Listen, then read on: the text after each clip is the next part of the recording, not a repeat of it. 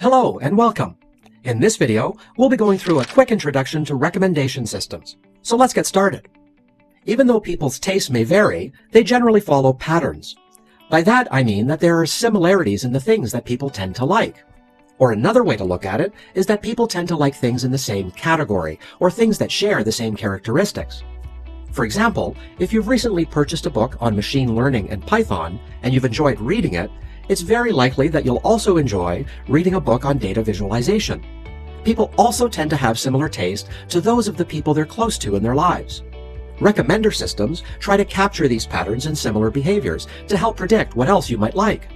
Recommender systems have many applications that I'm sure you're already familiar with. Indeed, recommender systems are usually at play on many websites. For example, suggesting books on Amazon and movies on Netflix.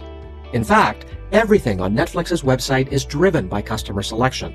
If a certain movie gets viewed frequently enough, Netflix's recommender system ensures that that movie gets an increasing number of recommendations. Another example can be found in a daily use mobile app, where a recommender engine is used to recommend anything from where to eat or what job to apply to. On social media, sites like Facebook or LinkedIn regularly recommend friendships. Recommender systems are even used to personalize your experience on the web. For example, when you go to a news platform website, a recommender system will make note of the types of stories that you clicked on and make recommendations on which types of stories you might be interested in reading in future. There are many of these types of examples, and they are growing in number every day. So, let's take a closer look at the main benefits of using a recommendation system. One of the main advantages of using recommendation systems is that users get a broader exposure to many different products they might be interested in. This exposure encourages users towards continual usage or purchase of their product. Not only does this provide a better experience for the user, but it benefits the service provider as well, with increased potential revenue and better security for its customers. There are generally two main types of recommendation systems: content-based and collaborative filtering. The main difference between each can be summed up by the type of statement that a consumer might make. For instance, the main paradigm of a content-based recommendation system is driven by the statement, "Show me more of the same of what I've liked before." Content-based systems try to figure out what a user's favorite aspects of an item are, and then make recommendations on items that share those aspects. Collaborative filtering is based on a user saying, "Tell me what's popular among my neighbors because I might like it too."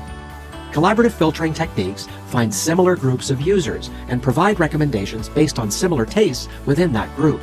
In short, it assumes that a user might be interested in what similar users are interested in. Also, there are hybrid recommender systems which combine various mechanisms. In terms of implementing recommender systems, there are two types: memory-based and model-based. In memory-based approaches, we use the entire user item dataset to generate a recommendation system. It uses statistical techniques to approximate users or items. Examples of these techniques include Pearson correlation, cosine similarity, and Euclidean distance, among others.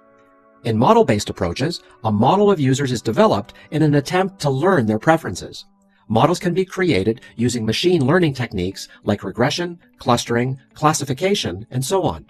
This is the end of our video. Thanks for watching.